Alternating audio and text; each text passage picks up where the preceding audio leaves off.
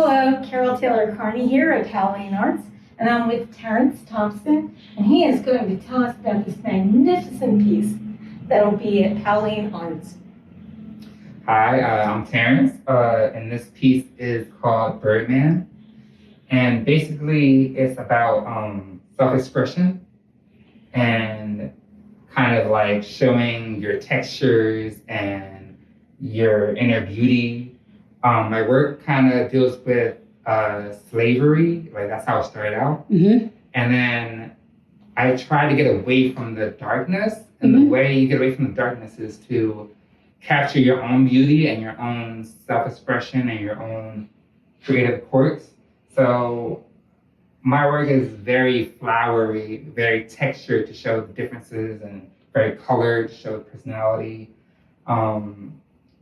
And the birds are kind of from that, there is a saying, cage bird saying. Yeah, by Maya Angelou. Yes. Yeah, So terrific. The idea of freedom and like breaking out of your shell, breaking out of your body that might be, Yeah, being hurt. uncaged. Yes. Yes. Well, I Yes. like that you have a guy down here and the free birds. And I know for myself, and I know that there have been poems and stories and everything else written about man looking at birds in flight and feeling that freedom. Yes. Yeah. I also think that slavery is a scar it's actually a festered wound we've never let heal. And pain is terrible, but the thing that's interesting is the resilience that a culture can bring to themselves out of that pain and out of that catharsis. And I think it's interesting that you're talking about something very painful and very personal, and yet you're trying to use that darkness to create something that has light. And it's so intricate. And the colors and themes that you've used are engaging and multifaceted, nuanced. Can you tell us where the ideas for the colors come from for this particular piece?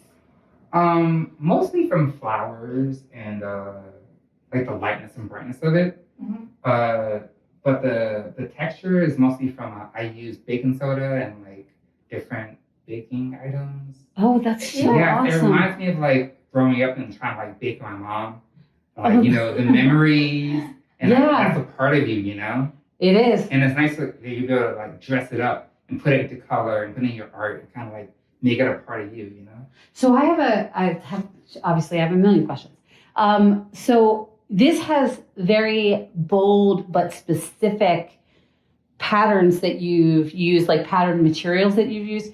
Do you combine them intuitively? Do you pick a series what comes first? Do you create the design and then pick the patterns, or do you have patterns and then the design comes out of that? Patterns and then design comes out of that. Okay, so you knew that you wanted to use these pieces. Yeah. Are you, like most artists, a little hoarder of pieces of material? No, I'm not a hoarder, but Yeah, no artist thinks they're a hoarder. There's a big area that's hoarded. I mean, she in this work table has a bunch of glass beads that are just Very hanging around. organized. So, but all artists are just waiting for the right moment to use their material. Because we're not necessarily hoarders. Yeah. What we are creative thinkers, and we see something and we keep it, not because we want to own it or anything like that, but we look at it and we go, I can use that. Yeah, it's beautiful. You connect with it. Yes. Yeah, it's like I have jars and jars of shells, and I live near the river. We live near the ocean. We're in New Jersey, and wherever you go, you find a shell.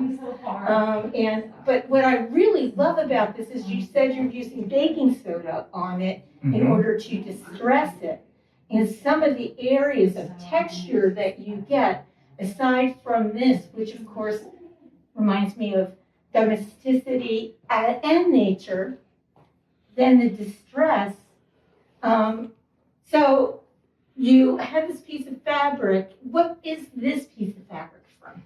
So it's tablecloths. Basically, I use like materials from the home, like tablecloths and washcloths. How do you get them? Just curious. Like I buy them. Some of them I started taking them from the house. Like I was gonna say, started. are you stealing from your mama? At the very beginning, but I can't keep doing that. So. Yeah, that's true. My mommy would not approve of me doing that. She'd be patient for a little while. So No, but I like the idea that it's you're coming from a place of domesticity. Mm-hmm. I like that too. In order to bring these things together. Yeah, even like the frames, like my mom's house was like full of frames on like pictures. Mhm. So like all my work is like frame after frame after. I like that you're layering together materials that have like symbolize like putting together things from the home, which really grounds this nicely. Do you So- see this in a home space, in an office space, and let's face it, in a museum space? I would like it in a home space, in an office. Yeah, definitely. I can see it in either. I could see it in a museum space because Yeah, they're kind of bright one. Yeah. yes, Yeah. yeah. No, because it has both historical significance as well as it's a beautiful piece of art. And then, of course, what's the rating here? Well, I like poetry. I do poetry and then word. So I kind of try to incorporate the words into my work a little bit. Mm-hmm. You see it more in other pieces than in this one, but yeah. So, do the sunflowers have any particular meaning? Just curious. No, they're just bright and flowery and Sunny and perfect. Yeah. Are you aware of the artist Faith Ringgold? Yes. Yeah, because when I first saw this as an image online, I thought, oh, this person is doing something kind of like Faith Ringgold, but it's completely different. There's an original of hers over at the Pennsylvania Academy of Fine Arts. Oh. And this, in many ways, reminds me of it, but it's still so different in that she often will use quilts with patterns like that on it, but she doesn't necessarily go into stress, and she paints on where it looks like you are doing some painting, some collage. So what are your mediums that you're using here, would you say? A lot of paper, fabric, baking soda, tapes, different types of fabric like laces and whatnot, paper. What is the blue material that is creating the blue that's almost makes lines and shadows of the So birds? that's baking soda and paint, but it's very like sticky. It's the same thing, but it's different. So yeah, it's really interesting. It provides like such great texture. I also like He-Man down here. Yeah, I try to keep it general, like. But You like human down there. But it is, it's a strong person standing within the flowers, standing within this wonderful world that you have multi-framed for us. Oh. Really think that's quite beautiful. And like you said, I can see little pieces of lace.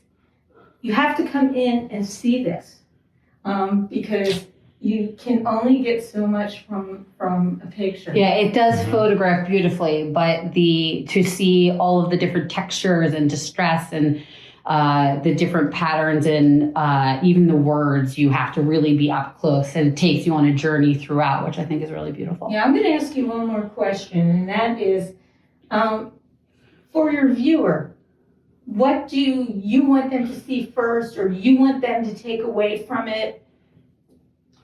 Kind of just like an uplift, something to uplift them and kind of like bring them in, like kind of feel bubbly, but like spoken to a little bit.